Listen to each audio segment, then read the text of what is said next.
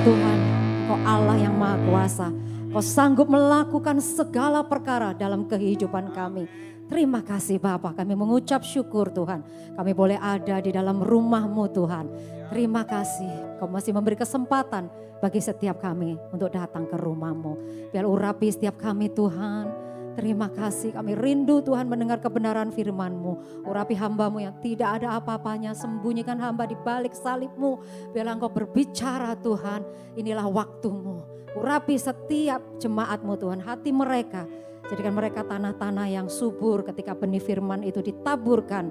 Boleh bertumbuh dan berbuah-buah lebat dalam hidup mereka. Terpujilah nama-Mu untuk kekal selama-lamanya. Dalam nama Tuhan Yesus. Sama-sama katakan. Amin. Beri sorak-sorai sekali lagi bagi Tuhan kita luar biasa. Terima kasih tim praise worship. Silakan duduk. Apa kabar saudara? Shalom. Luar biasa ya, kita tetap semangat apapun yang terjadi dalam hidup kita. Kita tetap semangat. Amin. Haleluya.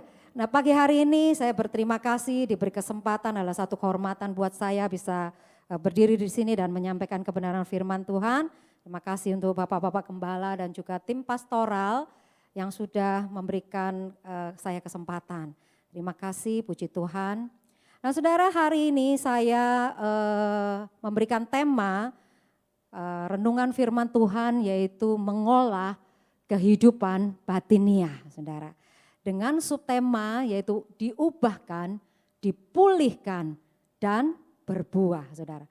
Saya awali renungan firman Tuhan dengan sebuah kisah, saudara ya. Di tahun 1890 ada sebuah novel yang sangat terkenal dan cukup menimbulkan banyak kontroversi maupun kritik, saudara. Nah, kisah daripada novel ini sering dimainkan di teater-teater seni. Kemudian di tahun 2009 dijadikan sebuah film layar lebar dengan judul yang sama dengan judul novel tersebut, yaitu The Picture of Dorian Gray. Nah, kisah ini saudara berawal dari seorang pemuda yang tampan ya, yang bernama Dorian Gray. Nah, dia adalah seorang anak yatim piatu, kemudian dia menerima warisan dari kakeknya yang ada di London, kemudian dia tiba di London, saudara. Nah, dia mulai hidupnya berubah, saudara ya, karena di kota besar. Nah kemudian dia kenal dengan teman, yaitu seorang teman yang pelukis. Nah pelukis ini mengagumi ketampanan daripada Dorian Gray. Kemudian Dorian Gray ini dilukis, saudara ya, memang tampan sekali. Kemudian ya seiring dengan berjalannya waktu, akhirnya Dorian Gray mengenal, saudara, seorang bangsawan di kota London yang cukup terkenal yang bernama Lord Henry. Dan dari Lord Henry ini akhirnya saudara, dia berubah saudara hidup dari Dorian Gray. Karena Lord Henry ini seringkali memberikan filosofinya, mengajarkan sesuatu yang bukan yang baik, saudara ya. Jadi satu pengajaran yang diterima Dorian Gray adalah, saudara, segala sesuatu atau semua kamu bisa lakukan tanpa harus melibatkan hati atau perasaan. Jadi nggak usah ya pakai hati, nggak usah pakai perasaan, suka-suka kamu. Ya, lakukan sesukamu. Ya, selama waktu masih ada ya. Nikmati hidup, intinya begitu. Jadi bersenang-senanglah. Dan akhirnya Dorian Gray ini ya hidupnya jadi enggak karu-karuan, saudara. Nah, kemudian dia jadi terobsesi dengan ketampanannya ya. Tiba-tiba dia berpikir ya, saya tidak mau menjadi tua. Saya harus tetap muda. Saya harus tetap tampan. Oleh sebab itu segala cara dia lakukan, bahkan dia rela untuk mempersembahkan ya jiwanya kepada iblis supaya dia tetap muda dan tampan. Dan betul saudara, akhirnya memang Dorian Gray ini tetap muda dan tetap tampan. Tetapi apa yang terjadi, apa yang dia lakukan seolah-olah menjadi kutukan bagi dirinya. Ya, karena lukisan dirinya menjadi tua seiring dengan dosa yang dia lakukan. Jadi lukisan dirinya itu mencerminkan jiwa dan moral dari Dorian Gray ini. Setiap Dorian Gray berbuat dosa, maka lukisan wajahnya berubah menjadi tua. Semakin hari semakin berubah karena Dorian Gray selalu setiap saat berbuat dosa dan terus itu semakin mengerikan, semakin memburuk wajahnya di lukisannya tersebut. Nah ini saudara, apa yang dapat kita ambil dari kisah ini saudara. Jadi sekalipun batin ya ditutupi sedemikian rupa dengan lahiriah yang dipoles sedemikian rupa, orang tidak akan tahu ya apa yang dilakukan, apa yang dipikirkan, apa yang dirasakan di hati. Tetapi itu tidak bisa. Karena apa saudara, batin tidak bisa ditutup-tutupi. Di akhir cerita Dorian Gray ini melihat kembali lukisannya. Dan dia saudara menusuk lukisan tersebut. Dari lukisan tersebut keluarlah darah. Dan barengan dengan itu dia terjatuh dan lalu mati saudara. Jadi bagaimanapun batin itu ditutup-tutupi saudara tidak bisa. Kalau batin itu mati maka orang itu pun juga akan mati.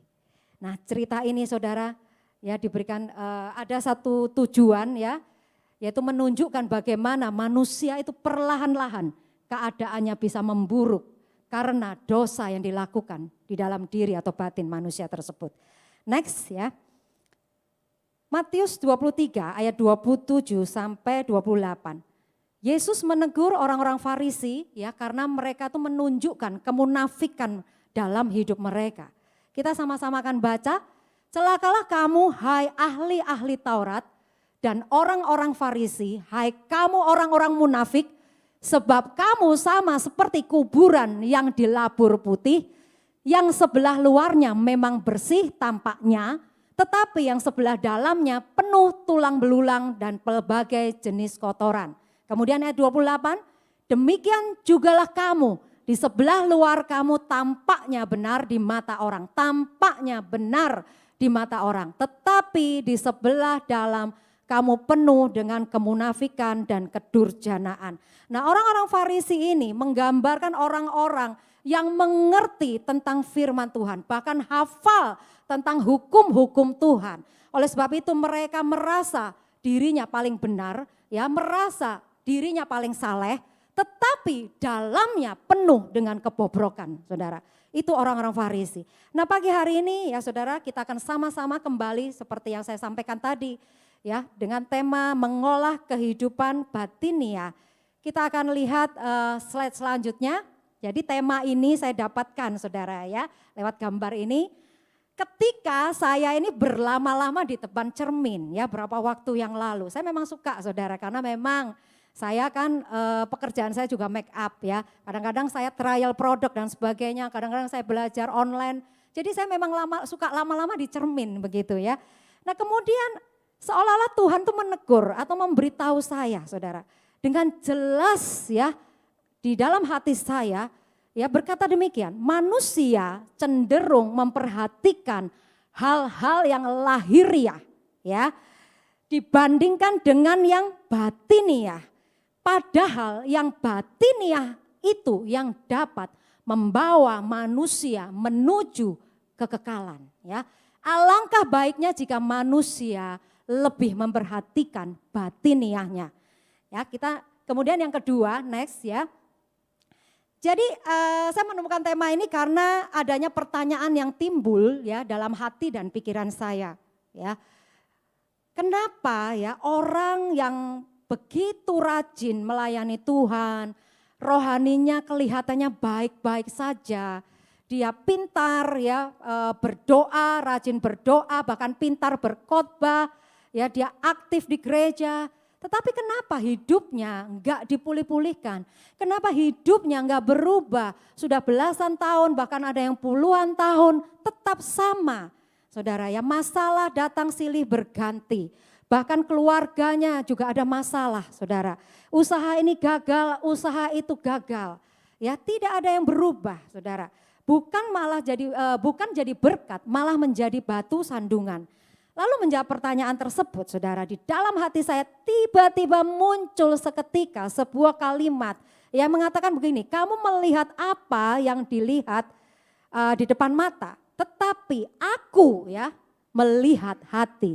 Nah, kalimat seperti ini tertulis di Alkitab ya, next, yaitu di 1 Samuel 16 ayat 7.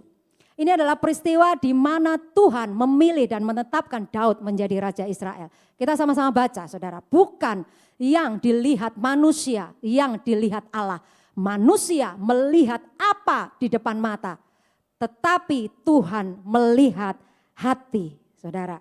Lalu saya bertanya, hati yang bagaimana Tuhan supaya mereka ini bisa dipulihkan? Kalau mau jujur, saya ada 1-2 orang yang memang menjadi target doa saya, dan orang-orang ini sampai saat ini belum dipulihkan hidupnya. Nah, jawabannya adalah hati yang siap untuk dipulihkan, saudara. Nah, kita akan masuk lebih dalam lagi ya, kembali ke tema tadi, mengolah kehidupan batin ya. Next ya. Apa yang dimaksud dengan batin atau batiniah, saudara ya? Yaitu pikiran, perasaan, keinginan kita yang terdalam. Diri kita yang sesungguhnya, bukan apa yang tampak dari luar, saudara. Batin itu adanya di dalam hati kita. Bahasa Inggrisnya ada yang sebut inner, oleh sebab itu ada inner beauty, kecantikan yang di dalam, saudara. Dari inner, saudara, atau batin ini muncullah apa yang nantinya disebut karakter, saudara. Amsal 27 ayat 19, kita baca sama-sama. Seperti air mencerminkan wajah, demikianlah hati manusia mencerminkan manusia itu. Saudara, kalau kita ya membeli mie instan ya, rasa apapun juga, kira-kira saudara gambarnya yang di luar apa saudara? Mie kan? Bukan yang lain ya, bukan durian montong, bukan gambar donat ya, bukan pisang. Tetapi mie meskipun rasanya ada rasa rendang, rasa soto, rasa cabai hijau, yang macam-macam saudara ya. Tapi tetap ada gambar mie-nya saudara. Nah sebenarnya saudara sama demikianlah dengan keadaan hati kita. Ya, cepat atau lambat akan tergambar melalui karakter kita. Dan biasanya saudara akan muncul pada saat tekanan atau masalah itu datang. Ya, makanya ada kata-kata yang suka ya keluar gitu. Wah aslinya kelihatan ya. Nah, ternyata aslinya seperti itu. Aslinya keluarnya. Aslinya itu ya yang tadinya ada di dalam. Ya kemudian karena tekanan, ya karena menghadapi masalah, ya gak kuat saudara, akhirnya meluap keluar ya. Nah kita akan lihat firman Tuhan tentang batin ataupun hati ini, next ya. Di Mazmur 51 ayat 6 dikatakan demikian, sesungguhnya engkau berkenan akan kebenaran dalam batin. Kemudian di Yeremia 17 ayat 10, aku Tuhan yang menyelidiki hati, yang menguji batin untuk memberi balasan kepada setiap orang setimpal dengan tingkah langkahnya, setimpal dengan hasil perbuatannya. Saudara, setelah Tuhan menyelidiki hati ya, kemudian dikatakan menguji batin. Kenapa saudara dilanjutkan dengan kata memberi balasan? Ya karena memang dari dalam hati atau batin itulah dimulainya segala perbuatan baik, perbuatan buruk dari manusia. Oleh sebab itu kita akan lihat di Markus 7 ayat 21 sampai 23 ya. Sebab dari hati orang timbul segala pikiran jahat, percabulan, pencurian, pembunuhan, perzinahan, keserakahan, kejahatan, kelicikan, hawa nafsu, iri hati, hujat, kesombongan, kebebalan. Semua hal-hal jahat ini timbul dari dalam dan menajiskan orang. Nah Tuhan memberikan gambaran kepada saya seperti ini saudara. Next. Hati itu dalam bahasa Inggrisnya heart saudara ya. Nah kalau heart itu di dalam tubuh kita secara fisik artinya jantung bukan liver. Ya, jantung adalah pusat kehidupan manusia secara fisik ya. Karena tugasnya adalah memompa darah, mengalirkan darah itu saudara ke semua bagian tubuh kita. Bisa dibayangkan kalau misalkan aliran itu terhambat ya, seperti misalkan ke otak terlambat saudara, maka orang tersebut akan pingsan, bahkan bisa koma saudara ya, karena terlambat mengalir ke otak ya. Apalagi kalau aliran darah itu berhenti saudara ya, dan jantung itu berhenti, karena jantung itu berhenti, maka matilah manusia itu saudara. Ini adalah gambaran yang Tuhan berikan kepada saya. Jadi saudara, demikian juga dengan hati atau batiniah kita yang tidak kelihatan ya. Kalau hati kita bermasalah ya, maka mempengaruhi seluruh kehidupan kita. Oleh sebab itu kita akan lihat firman Tuhan di Amsal 4 ayat 23. Next. Dikatakan demikian, jagalah hatimu dengan segala kewaspadaan.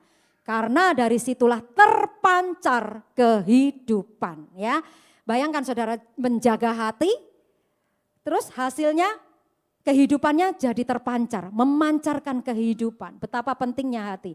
Dan ayat ini ditulis oleh Salomo. Ya, kita tahu bahwa Salomo adalah manusia yang paling berhikmat di bumi. Tetapi juga Salomo pernah gagal menjaga hati. Buktinya apa? Saudara nanti bisa baca. Ya, ada di Raja-Raja 1, Raja-Raja 11 ya. Di mana Salomo banyak mengawini perempuan-perempuan asing. Dan juga dia jatuh dalam dosa penyembahan berhala. Kembali ke ayat firman Tuhan Amsal 4 ayat 23 tadi. Dikatakan segala kewaspadaan. Kata kewaspadaan dari waspada, saudara. Hati-hati. Ya, hati-hatinya tuh berjaga setiap waktu. Ya, supaya apa, saudara? Supaya ada kehidupan. Supaya memancarkan kehidupan. Berarti sebaliknya, kalau hati itu tidak dijaga, saudara, tidak bisa memancarkan kehidupan. Artinya kehidupannya jadi redup atau mati. Secara rohani pasti saudara, tetapi juga bahkan secara jasmani. Orang yang tidak bisa menjaga hati, misalkan saudara, dia kecewa yang dipendam terlalu lama, sakit hati yang sudah lama dibiarkan tidak diberesi saudara, itu akan mempengaruhi saudara kesehatan dari orang tersebut. Ya, kita tahu ya, banyak sekali penyakit-penyakit ini saudara asalnya karena dari hati ya. Jadi ada istilah simpul hatinya tuh belum diurai ya. Masih ruwet saudara ya di dalam itu. Nah, itu belum diurai, jadi akhirnya saudara itu bisa menyebabkan, menimbulkan berbagai macam penyakit di tubuh kita secara fisik saudara. Nah, saudara memang tidak mudah untuk mengampuni saudara ya, tetapi memang kita harus belajar untuk mengampuni saudara. Jadi betapa pentingnya keadaan hati kita saudara. Karena hati atau batin itu adalah pusat kehidupan. Nah, pada zaman Nabi Yeskiel saudara ya. Nah, kalau kita lihat di Yeskiel 21 ayat 21 nanti saudara baca. Di mana Raja Babel ya pernah melakukan tenungan ya. Untuk meminta petunjuk atau arahan dengan menilik hati binatang ya. Hati itu dijadikan ramalan dengan melihat tanda-tanda bagian dalam dari hati binatang tersebut ya. Nah, ada seorang penulis buku yang mengumpamakan hati itu seperti black box kalau di pesawat. Saudara tahu ya black box atau kotak hitam. Dimana kalau terjadi kecelakaan pesawat ya, meskipun pesawatnya itu hancur berkeping-keping, saudara, tetapi yang dicari selalu black box-nya, ya kotak hitamnya. Untuk apa saudara? Untuk memudahkan investigasi, untuk tahu penyebab kecelakaannya apa. Karena di dalam black box tersebut saudara, itu terdapat rekaman data penerbangan dan juga rekaman suara di kokpit. Jadi pembicaraan pilot, kopilot itu terekam di situ saudara. Jadi sekali lagi Tuhan melihat hati. Tuhan melihat black box yang ada di dalam diri kita. Karena di dalamnya ada rekaman pikiran ya, perasaan, keinginan-keinginan kita. Kemudian next. Mengapa saya memakai kata mengolah saudara atau kaltif ya? Karena kehidupan batin ya, ini saya umpamakan sebagai sebuah taman ya. Maka ada istilah taman hati ya. Dan mengolah itu artinya saudara merubah, menciptakan ya, atau membuat sesuatu yang tentunya menjadi lebih baik ya, lebih indah, lebih bermanfaat ya. Misalkan ya saudara dalam hal makanan ya, misalkan kedelai dirubah menjadi tempe, kemudian dirubah menjadi mendoan ya, tentu lebih nikmat dibanding saudara dan saya makan kedelai mentah ya. Kemudian ayam bisa dijadikan, diolah menjadi soto ayam, daging bisa jadi rawon, rawonnya Bu Vivi ya, panggon rawon ya yang enak sekali ya. Jadi itu diolah sedemikian rupa untuk menghasilkan sesuatu yang lebih baik. Dan di Alkitab saudara, kehidupan manusia itu memang banyak digambarkan dengan tumbuh-tumbuhan atau pohon ya. Sebut saja pohon zaitun, pohon ara, kemudian ada juga pohon anggur. Nah, Yesus sendiri, saudara, menggambarkan dirinya sebagai pokok anggur. Next. Kita lihat di Yohanes 15, saudara. Akulah pokok anggur yang benar dan Bapakulah pengusahanya. Setiap ranting padaku yang tidak berbuah dipotongnya. Dan setiap ranting yang berbuah dibersihkannya supaya ia lebih banyak berbuah. Dan selanjutnya ada di Yohanes 15 ayat 5. Sama akulah pokok anggur.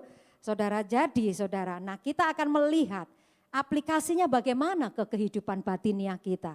Kita akan masuk ke bagian yang kedua ya. Next. Bagaimana mengolah kehidupan batiniah kita. Ada tahapan-tahapan yang harus kita lakukan saudara untuk membuat atau mengolah sebuah taman atau kebun ya. Saya umpamakan ini kebun buah-buahan. Nah, yang pertama tentu dibutuhkan lahan saudara atau tanah ya. Biasanya tanah itu masih enggak karu-karuan ya kan. Ada kerikilnya, kemudian ada batu-batuannya, ada semak-semak duri. Nah itu langkah pertama memang lahan atau tanah itu harus dibersihkan dulu. Diangkat itu semak-semak duri, diangkat batu-batuan kerikil itu. Supaya bersih saudara. Ini bicara tentang persoalan-persoalan hati. Yaitu kepahitan, kekecewaan, kemarahan, iri hati, kesombongan. Itu harus diangkat saudara. Nah kemudian langkah kedua adalah dibajak tanah tersebut. Nah apa saudara yang dilakukan pada saat dibajak? Yaitu tanah itu dibolak-balikkan ya. Supaya apa? Supaya gembur, supaya lembut, supaya siap untuk ditanami saudara. Nah cara saudara membajak ya tanah hati itu seperti apa saudara? Melewati proses kehidupan yang kita hadapi saudara. Selanjutnya next. Kita akan belajar ya melihat Tuhan mengajar kita tentang hati. Kita akan sama-sama baca di Matius 11 ayat 29. Ya, pikulah kuk yang kupasang dan belajarlah padaku. Karena aku lemah lembut dan rendah hati. Dan jiwamu akan mendapat ketenangan. Lembut dan rendah hati itu identik dengan tidak sombong. Ya, tidak mengeraskan hati. Bisa dibentuk, bisa dinasehati, bisa ditegur kalau salah. Tidak merasa paling benar ya. Nah tahap ini saudara berbicara mengenai respon atau sikap hati. Kita akan melihat dua tokoh di Alkitab sebagai contoh. Yang pertama yaitu Daud. Kita lihat di 2 Samuel 12 ayat 9. Tidak usah dibaca semuanya tetapi sebagian dari saudara pasti tahu kisah ini. Kesalahan Daud adalah dia melakukan dosa perzinahan ya dengan istri orang lain. Jadi kalau sekarang istilahnya Daud itu jadi apa saudara?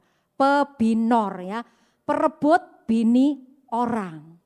Ini lebih kejam lagi saudara karena suaminya dibunuh. Sudah diambil istrinya, suaminya dibunuh dengan cara ditempatkan pada saat peperangan ditempatkan di barisan terdepan yang strategis untuk dibunuh. Dan akhirnya memang Uria mati. Dan kemudian datanglah Nabi Nathan memperingatkan Daud.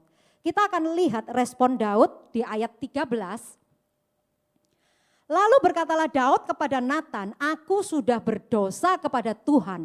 Dan Nathan berkata kepada Daud, Tuhan telah menjauhkan dosamu itu. Engkau tidak akan mati. Kemudian selanjutnya kita akan lihat Saul next ya di 1 Samuel 13 ayat 11 sampai 12 ya.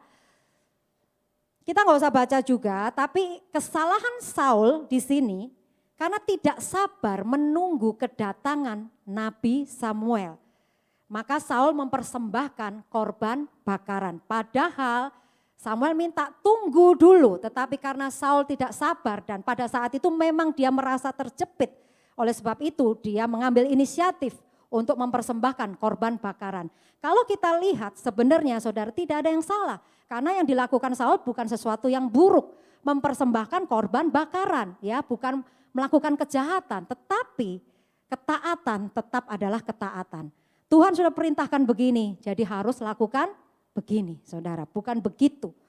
Oleh sebab itu ketika Samuel menegur Saul, apa respon Saul saudara? Kita lihat di ayat 11. Dia beralasan ini itu saudara, menyalahkan Nabi Samuel ketika ditegur saudara. Kita lihat di ayat 11 ya yang saya tebalin ya, engkau tidak datang pada waktu yang telah ditentukan.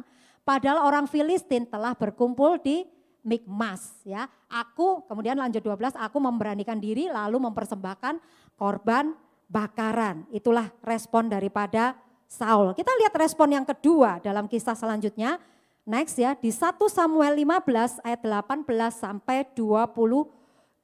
Nah, di sini Saudara, kesalahan Saul tidak mendengarkan suara Tuhan untuk menumpas ya seluruh bangsa Amalek beserta segala hartanya yaitu kambing, domba, ya, lembu yang terbaik, Saudara. Jadi semuanya Tuhan suruh untuk tumpas semuanya, tetapi Saudara, yang terjadi adalah yaitu di ayat 21, tetapi rakyat mengambil dari jarani itu kambing, domba dan lembu-lembu yang terbaik dari yang dikhususkan untuk ditumpas itu untuk mempersembahkan korban kepada Tuhan Allahmu di Gilgal.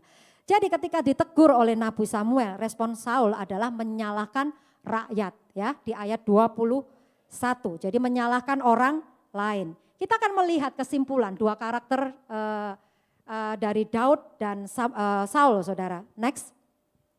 Jadi pada diri Daud ya ada kerendahan hati. Ini saya aplikasikan dengan kehidupan kita, Saudara ya.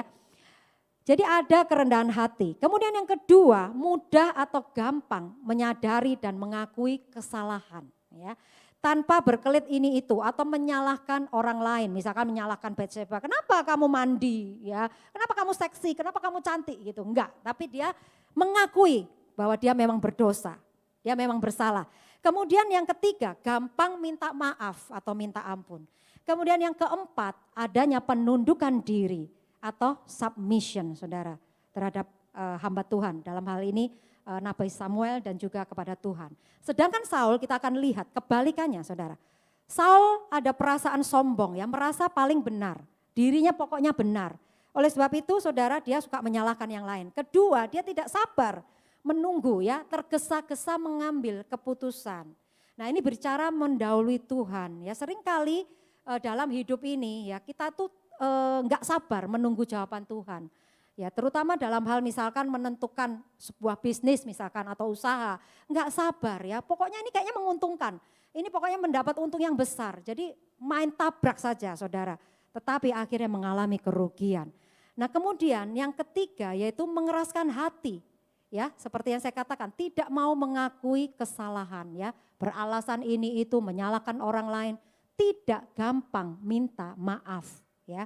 Kenapa? Dengan menyalahkan orang lain, mengambing hitamkan orang lain, biasanya seperti itu. Orang yang tidak gampang untuk minta maaf. Nah, ketika saya menyiapkan ini, saya diingatkan ketika pada dulu saya membina anak-anak muda. Ketika itu dalam sebuah retreat ya, ketika saya ada di villa, saya dipanggil oleh seseorang ya, dia berkata begini, itu loh anak-anak lagi berantem gitu. Kemudian saya menuju ke tempat anak-anak yang katanya lagi berantem, lagi bersih tegang. Nah, saya mengharapkan ada satu anak ini untuk minta maaf. Kamu minta maaf. Dia tetap diam, Saudara, tetap diam, mulutnya dikunci ya. Sampai lama kita tungguin berpuluh-puluh menit tetap diam. Tidak ada satupun kata maaf dari mulutnya. Dia mempertahankan egonya sedemikian rupa, Saudara. Memang ada banyak orang-orang seperti itu ya. Susah untuk minta maaf. Padahal Saudara, minta maaf itu tidak merugikan kita. Ya, tidak ada yang merugikan kita minta maaf. Itu akan membuat kita itu menyelesaikan persoalan, jadi berdamai dengan orang. Itulah yang diinginkan oleh Tuhan, sebenarnya kita menjadi orang-orang yang pendamai, bukan bermusuhan, Saudara. Nah, kemudian yang kelima, Saudara, yang ada di dalam diri Saul yaitu tidak adanya penundukan diri dan ketaatan baik terhadap perintah Tuhan ya maupun terhadap pemimpin rohaninya atau gembala kalau sekarang ya.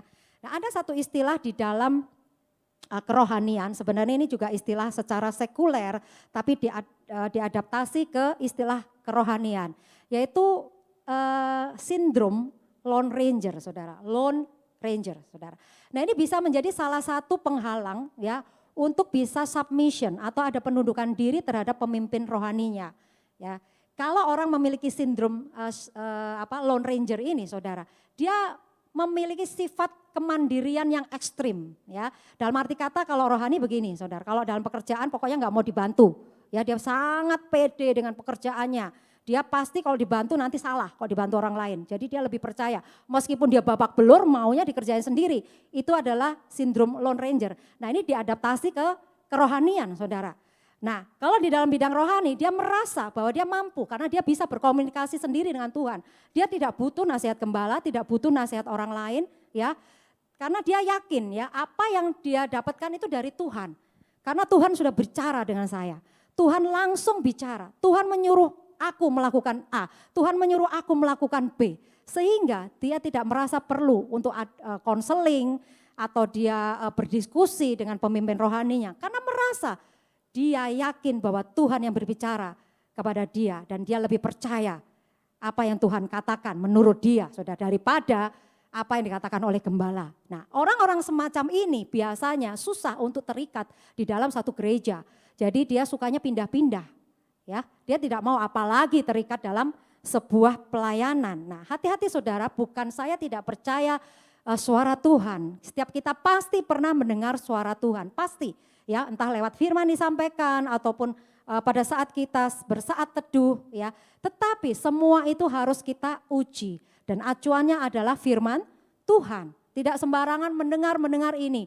Seringkali ya dalam bidang usaha, saudara mungkin ini cocok ini, pokoknya saya merasa damai sejahtera kalau saya invest di sini. Nah, akhirnya rugi. Kalau udah rugi baru datang ke gembala, minta didoakan, saudara. Apalagi yang sedang cari jodoh, kalau ketemu, saudara. Wah, saya damai sejahtera sekali saya ketemu si A ini. Pasti itu dari Tuhan. Saya sudah tanya Tuhan. Ya, tapi bedanya tipis, saudara, ya, Betty. Beda-beda tipis karena kalau orang jatuh cinta, ya pasti hatinya berbunga-bunga. Susah untuk dinasehati, jangan sama dia lah begini. Tidak mau terima karena dia merasa dia bersuka cita, hatinya lagi jatuh cinta itu berbunga-bunga. Jadi dia beranggapan itu pasti Tuhan. Dari Tuhan, karena aku merasa bersuka cita, karena aku merasa damai sejahtera. Hati-hati saudara, semua harus dikonfirmasi dengan firman Tuhan. Kalau soal jodoh harus banyak berdoa. Apakah itu benar-benar Tuhan kasih. Nah kemudian kita akan masuk selanjutnya saudara, ketika tanah hati itu sudah lembut, gembur dalam artian tanah hati itu sudah siap ditanami. Ya, next apa yang ditanam saudara? Yaitu benih, menanam benih, saudara. Dalam kehidupan selalu diawali dengan adanya benih, ya. Kemudian masa pertumbuhan, perawatan, kemudian masa berbunga, kemudian berbuah. Nah, di sini kalau hati kita sudah siap, ketika benih firman Tuhan itu ditanamkan, saudara nanti akan melihat ya. Di Lukas 8 ayat 11 dikatakan benih itu ialah firman Allah. Dan ini hasilnya saudara, kalau hati kita sudah siap. Matius 13 ayat 23 dikatakan demikian. Yang ditaburkan di tanah yang baik ialah orang yang mendengar firman itu dan mengerti. Dan karena itu ia berbuah, ada yang 100 kali lipat, ada yang 60 kali lipat, ada yang 30 kali lipat. Kemudian Lukas 8 ayat 15, yang jatuh di tanah yang baik. Berarti ada tanah yang tidak baik saudara. Itu ialah orang yang setelah mendengar firman itu menyimpannya dalam hati yang baik. Dalam hati yang baik, saudara. Artinya hati yang siap ditanami, ditaburin firman Tuhan. Dan mengeluarkan buah dalam ketekunan, saudara ya. Nah kita akan melihat selanjutnya, saudara. Yaitu yang ketiga menyiram. Ya, menyiram itu saya aplikasikan yaitu sebagai ibadah. Kita akan baca Ibrani 10 ayat 25. Janganlah kita menjauhkan diri dari pertemuan-pertemuan ibadah kita seperti dibiasakan oleh beberapa orang, tetapi marilah kita saling menasehati dan semakin giat melakukannya menjelang hari Tuhan yang mendekat. Kemudian 1 Timotius 4 ayat 8. Latihan badani terbatas gunanya, tetapi ibadah itu berguna dalam segala hal karena mengandung janji baik untuk hidup ini maupun untuk hidup yang akan datang. Lalu setelah benih itu ditanam dan mulai bertumbuh kecil saudara ya. Kemudian disiram ya. Apakah cukup sampai disiram? Tidak, kalau kita ingin pertumbuhan itu secara maksimal, kita akan masuk ke langkah yang keempat, saudara. Next, yaitu memupuk. Dan memupuk ini saya aplikasikan yaitu dengan melayani pekerjaan Tuhan dan tertanam di gereja lokal. Ya, Roma 12 ayat 11 katakan, janganlah hendaknya kerajinanmu kendor, biarlah rohmu menyala-nyala dan layanilah Tuhan. Kenapa kita harus tertanam di gereja lokal? Saudara kalau punya tanaman, saudara taruh di satu pot. Kemudian saudara bosan dengan pot ini, saudara pindah lagi ke pot yang lain, pindah lagi ke pot yang lain. Ini lebih bagus. Nemu pot di S Hardware, ini bagus nih potnya. Saya mau pindahin tanaman di pot ini. Pindah terus. Apakah tumbuhan saudara itu bisa maksimal pertumbuhannya? Tentu tidak, saudara. Bertumbuh, hidup iya, tetapi enggak cepat gede, enggak cepat dewasa, saudara. Kalau pindah terus. Demikian juga keadaan kerohanian kita. Kalau saudara dan saya bisa tertanam di sebuah gereja lokal, itu untuk pendewasaan kerohanian saudara. Karena apa? Rohani saudara pasti akan bertumbuh dengan baik. Dan saudara, yang kedua adalah aktif. Ya, aktif itu tidak selalu saudara jadi pembicara misalkan atau semua tugas yang di mimbar, tapi aktif melayani. Ketika ada ibadah penghiburan misalnya, saudara ikut berpartisipasi untuk hadir di ibadah penghiburan. Ya, misalkan seperti itu, atau ada baksos dan sebagainya, ambil bagian. Untuk apa saudara? Kalau saudara tertanam di gereja lokal, kemudian saudara aktif, saudara ini akan dikenal. Benefitnya apa? Kalau dikenal siapa ya? Dikenal gembala, dikenal sama teman-teman yang biasanya duduk dekat dengan saudara. Atau kalau saudara terlibat di dalam sebuah komsel, tentunya saudara dikenal oleh ketua komsel saudara. Jadi kalau saudara nggak datang ke gereja 2-3 kali, pasti dicari, ya mungkin nggak datang sekali aja pasti dipikirin, ya kemana ya si A ya, kok hari ini nggak kelihatan ke gereja, jangan-jangan dia sakit. Nah kemudian mungkin ketua komselnya telepon atau tim pastoral telepon ya, kenapa Pak, Bu, apakah Bapak Ibu keadaannya baik-baik, sehat-sehat? Oh saya sedang sakit, misalkan sakit apa gitu ya. Nah bisa didukung ya di dalam doa saudara dan didukung hal yang lain. Oleh sebab itu perlunya kita ada di dalam sebuah gereja lokal, bukan menjadi anggota jemaat GKJJ, Gereja Kristen Jalan saudara. Saudara tidak akan bertumbuh, saudara tidak akan mencapai pendewasaan rohani kalau saudara pindah terus saudara. Nah kemudian saudara selanjutnya, yang kelima saudara, mencabut tumbuhan liar. Nah pada saat kita sudah bertumbuh kerohanian kita sudah berbuah saudara. Nah ini bicara beda, meskipun isinya sama yaitu ada kepahitan, iri hati, tinggi hati, kekhawatiran, tawar hati. Itu tadi saya umpamakan untuk pada saat awal ketika mempersiapkan lahan atau tanah. Jadi batu-batuan, semak duri, kerikil itu memang harus disingkirkan. Segala persoalan hati, penyakit hati memang harus disingkirkan. Supaya tanah itu bisa dibajak untuk digemburkan, bisa ditanamin benih firman Tuhan. Nah sekarang saudara beda, mencabut tumbuhan liar itu beda saudara. Dalam kondisi kita sudah bertumbuh ya, dalam kondisi kita ini sudah berbuah. Saya punya beberapa tanaman di halaman depan, saya suka kesel gitu ya. Di pot itu saya ada mawar, ada beberapa Kamboja yang bonsai dan sebagainya. Setiap kali saya harus rutin untuk mencabuti tumbuhan liar. Tumbuhan liar itu adalah tumbuhan yang tidak kita tanam tapi dia tumbuh sendiri. Ya, jadi kita harus bersihkan. Untuk apa saudara? Karena saya nggak mau tumbuhan liar itu mempengaruhi atau menghambat pertumbuhan dari tanaman yang saya tanam.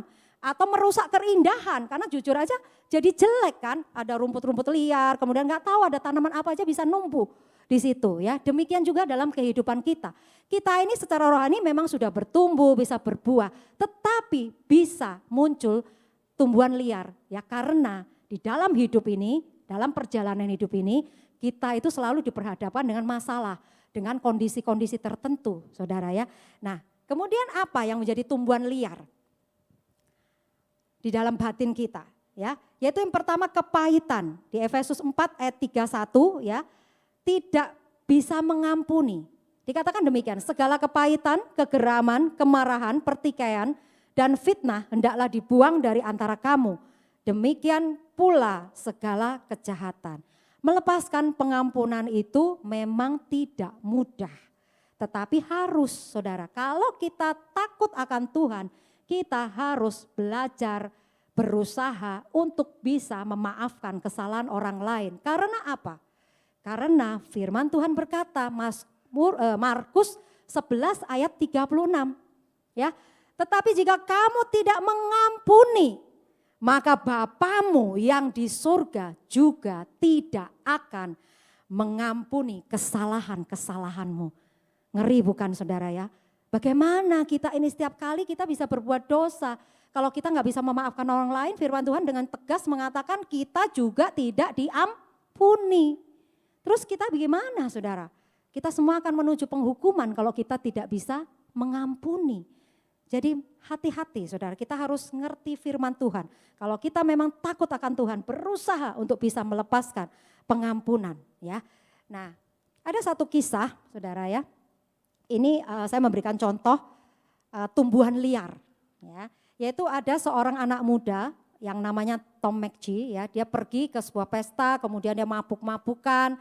Dan dalam perjalanannya pulang dia mengendarai mobil lalu menabrak mobil yang lain yang dikendarai oleh seorang anak muda yang namanya Ted Morris saudara.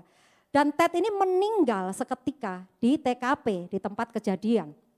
Kemudian sebenarnya Tom ini sudah sering saudara di penjara sebentar karena dia menabrak ya, karena dia mengendarai mobil dengan kondisi mabuk, tapi cepat keluar karena tidak menghilangkan nyawa.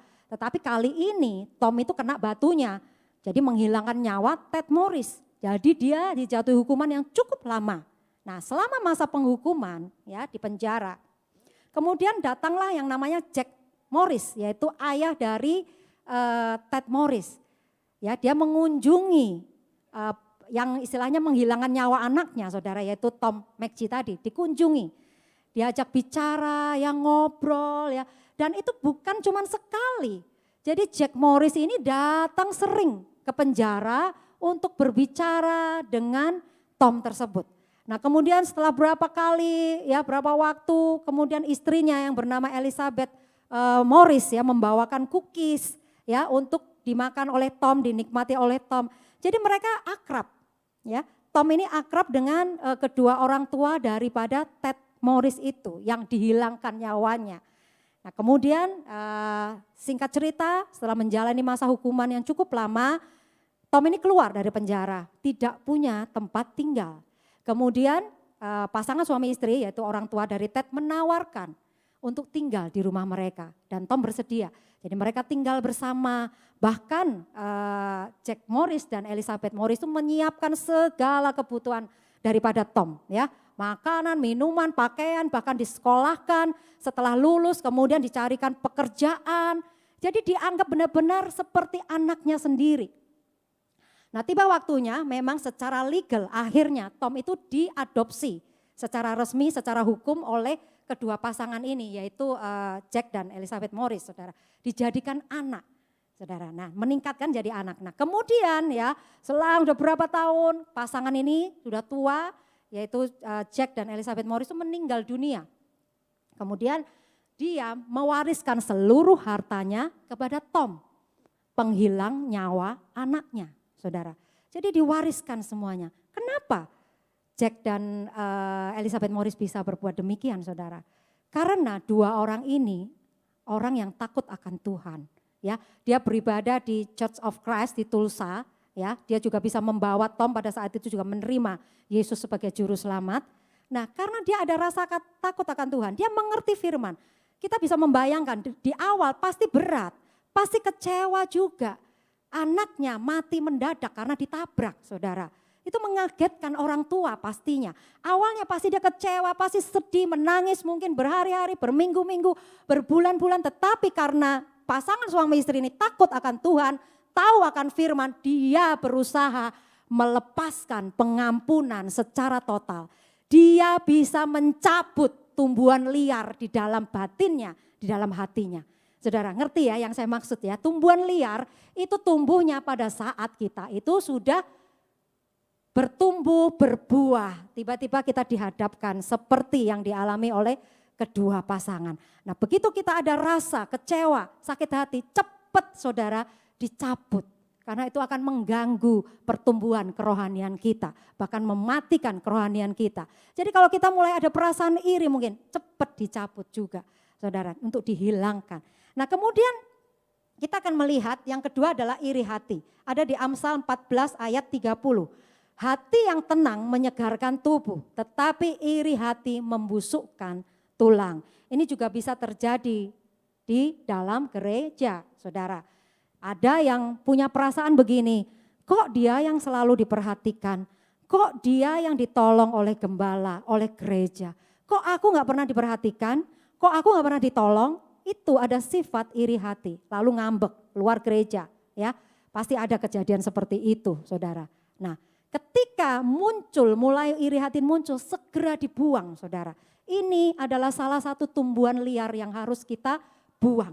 Tidak boleh ada di dalam hati kita, karena itu akan memperhambat pertumbuhan kerohani kita. Kemudian yang ketiga yaitu kesombongan. Di Amsal 16 ayat 5 dikatakan, setiap orang yang tinggi hati adalah kekejian bagi Tuhan. Sungguh ia tidak akan luput dari hukuman. Ya, merasa lebih, merasa paling benar, ya nggak mau kalah. Ada orang yang begini, kalau bicara itu kelihatannya ya rendah hati banget, saudara. Oh saya nggak bisa apa-apa, beginilah begitu. Tetapi saudara, kita bisa mencium bau aroma kesombongannya.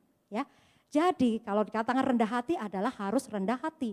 Ya, bukan di satu sisi kita rendah hati, di sisi lain karena kita merasa pinter, karena kita merasa paling ngerti, akhirnya kita jadi tinggi hati. Jadi rendah hati adalah rendah hati dalam posisi apapun, saudara. Kemudian yang keempat, saudara, yaitu hal kekhawatiran. Di Matius 13 ayat 22, yang ditaburkan di tengah semak duri ialah orang yang mendengarkan firman itu. Lalu kekhawatiran dunia ini dan tipu daya kekayaan menghimpit firman itu sehingga tidak berbuah. Kekhawatiran bisa terjadi pada siapa saja. Bukan orang yang kekurangan, aduh besok makan apa ya, besok mau pakai apa, mau begini-begini. Bukan orang yang kekurangan, tetapi orang yang kelimpahan pun hartanya bisa memiliki rasa khawatir, saudara. Seperti yang dikatakan Ayub, ya tidak ada di slide, tetapi dikatakan demikian. Dalam kemewahannya yang berlimpah-limpah, ia penuh khawatir. Bayangkan, dalam kemewahannya yang berlimpah-limpah, mau apapun bisa, saudara. Tetapi ia penuh khawatir. Ia ditimpa kesusahan dengan sangat dahsyatnya. Jadi memang kekhawatiran tidak bisa diukur dengan seberapa banyak harta yang saudara miliki. Justru firman Tuhan katakan di mana hartamu berada, di situ hatimu berada, saudara. Jadi orang tuh punya kesusahannya masing-masing. Nah, kenapa nasihat tentang jangan khawatir ini di Alkitab sebenarnya banyak sekali, saudara. Jangan khawatir, ya. Kita memang bisa khawatir, itu wajar, ya. Tetapi tidak boleh berlebihan. Tidak boleh berkepanjangan, karena itu sama saja kita tidak percaya dengan keberadaan Tuhan dalam hidup kita. Kita nggak percaya Tuhan bisa tolong kita. Kalau kita terus diliputi khawatir ini, bangun tidur khawatir ini, khawatir itu, saudara. Kita tidak bisa berserah kepada Tuhan, tidak menyerahkan. Padahal firman Tuhan katakan serahkan segala khawatirmu, saudara ya. Nah kemudian tawar hati di Amsal 24 ayat 10. Jika engkau tawar hati pada masa kesesakan, kecillah kekuatanmu. Semakin kita tawar hati, saudara, kita semakin lemah keadaannya. Oleh sebab itu kita nggak boleh tawar hati, kita tetap semangat, kita tetap harus punya pengharapan kepada Tuhan, ya. Jadi nggak boleh orang yang tawar hati berkepanjangan itu menyebabkan putus asa, lalu bunuh diri, ya, mengakhiri hidupnya karena sudah tidak kuat lagi, karena tidak ada gairah untuk hidup. Nah, Daud tidak menjadi tawar hati ketika dia dalam keadaan terjepit. Alkitab mencatat Daud menguatkan kepercayaannya atau Daud menguatkan imannya, saudara. Kemudian yang tumbuhan liar selanjutnya, next, yaitu persungutan. Persungutan ini, saudara, nanti saudara baca ayat-ayat yang di situ, ya. Yang pertama, kalau kita bersungut-sungut itu mendatangkan murka Tuhan. Hati-hati, saudara, kalau kita sering mengeluh, ya, kok begini, aduh kok begitu, begini, begitu. Nah itu bisa mendatangkan murka Tuhan bagi kita. Kemudian yang kedua, mendatangkan hukuman, saudara. Ini saya baca ya, saudara-saudara, janganlah kamu bersungut-sungut dan saling mempersalahkan, supaya kamu jangan dihukum. Yang ketiga, dibinasakan oleh malaikat maut ya. Dan janganlah bersungut-sungut seperti yang dilakukan oleh beberapa orang dari mereka sehingga mereka dibinasakan oleh malaikat maut, saudara. Nah, saudara, tumbuhan liar ini ya, itu akan jadi toksik ya atau racun bagi hidup kita. Oleh sebab itu kita harus singkirkan ya, supaya kita apa, saudara? Supaya kita bisa bertumbuh terus dan berbuah ya. Oleh sebab itu, siapa yang rindu diberkati di sini, saudara? Angkat tangan ya. Cek keadaan hatimu, batinmu ya. Dan ada 5 tahapan yang perlu kita lakukan, saudara. Agar apa, saudara? Hidup kita ini diubahkan. Kemudian kita dipulihkan, ya, diberkati. Lalu kita berbuah tetap dan manis, saudara. Tidak sembarang berbuah, saudara ya. Kalau berbuah asem, artinya apa, saudara? Itu sama aja kita menjadi batu sandungan. Tetapi hidup kita tuh harus berbuah tetap dan manis, ya. Artinya kita bisa berdampak kepada orang-orang lain, terhadap orang lain di seputar kita, saudara. Dan kita percaya, saudara, bahwa dengan kita hidup benar, perkenanan Tuhan turun atas hidup kita. Amin.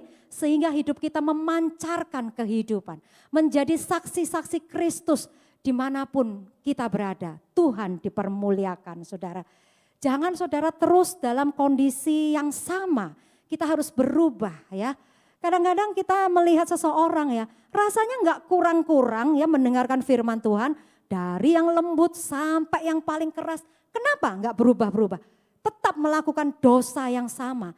Ya, tetap diulangi dosa yang sama. Padahal tidak kurang-kurang mendengarkan pengajaran tentang takut akan Tuhan. Tetapi dalam kesehariannya hidupnya tidak berubah. Oleh sebab itu saudara, kita harus hati-hati, jangan terus-terusan mengeraskan hati. Kalau kita terus mengeraskan hati, akhirnya Tuhan sendiri yang bertindak menghancurkan hati kita. Saudara bisa bayangkan kalau Tuhan menghancurkan hati kita. Tentu saudara, mungkin lewat peristiwa yang menyedihkan, ya, lewat penyakit dan sebagainya. Sebelum kita dihancurkan hati kita oleh Tuhan, karena Tuhan tuh sayang sama kita, saudara. Tuhan tuh mengasihi saudara dan saya. Tidak mau kita ini binasa. Tidak mau ya firman yang ditaburkan itu tidak berbuah dalam hidup kita, tidak bisa bertumbuh. Oleh sebab itu perlu memang dilembutkan hati kita untuk disiapkan menerima firman Tuhan itu. Amin, saudara. Biarlah kita mau, saudara, hari-hari ini kita dilembutkan ya. Sebagai ayat penutup kita akan baca di 2 Korintus 4 ayat 16 ya. Dikatakan demikian, sebab itu kami tidak tawar hati. Tetapi meskipun manusia lahiriah kami semakin merosot, namun manusia batiniah kami dibaharui dari sehari ke sehari. Amin. Saudara, saya undang untuk tim praise worship bisa naik ke atas. Kita akan pujikan satu pujian yang lama, saudara. Haleluya, kiranya firman ini memberkati saudara semua. Slide selanjutnya silakan. Tuhan Yesus memberkati kita semua. Amin, haleluya.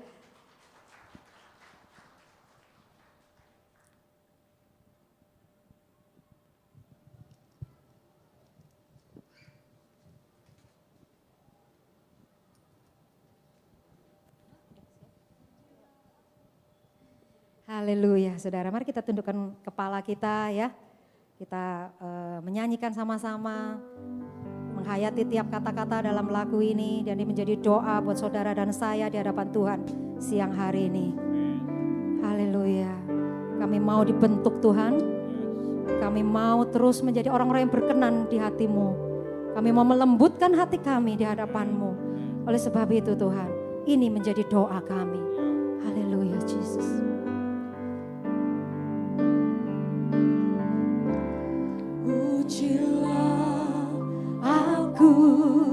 Tuhan,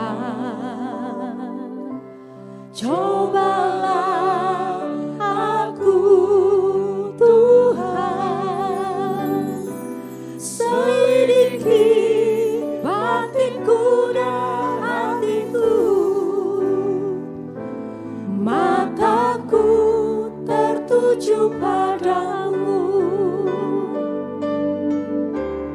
aku cinta kepadamu Tuhan, aku rindu hadir hadirat-Mu Tuhan. Biar Kau menilik kedalaman hati kami, tilik setiap batin umat-Mu siang hari ini Tuhan.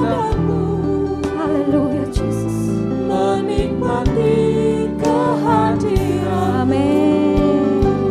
Angkat tanganmu, katakan, Ku nyanyi Hosana bagi Rajaku yang duduk di tahta. Aku muliakan dan ku agungkan, Kau layak disembah. katakan ku nyanyi. Saya serahkan ke Pak Stephen. Ku nyanyi Hosana bagi Rajaku yang duduk di tahta. Aku muliakan dan ku agungkan, Kau layak disembah. Bapa, kami mengucap syukur untuk kebenaran firman-Mu hari ini Tuhan. Tuhan, buat hati kami lembut Tuhan Yesus. Supaya ketika Engkau tegur kami, supaya ketika Engkau nyatakan satu kebenaran firman-Mu, kami boleh terima dengan hati yang lembut Tuhan. Tuhan, berikan kami terus hati yang rendah Tuhan Yesus, yang mau dibentuk, ditegur Tuhan, untuk hormat kemuliaan bagi nama-Mu. Tuhan, berkati hamba-Mu Ibu Heni Tuhan Yesus, yang telah Engkau pakai untuk menjadi saluran berkat-Mu hari ini. Tuhan, pakai dia lebih lagi Tuhan. Berkati pekerjaannya, berkati usahanya, berkati suaminya, berkati keluarga besarnya Tuhan Yesus. Terima kasih Bapa, terima kasih. Kami mengucap syukur untuk semua yang Kau kerjakan. Terima kasih Bapa, berkati umat-Mu Tuhan, supaya nama Tuhan terus dipermuliakan melalui hidup umat-Mu hari ini. Terima kasih Bapa, dalam nama Yesus. Semua yang percaya dan sudah diberkati sama-sama katakan amin.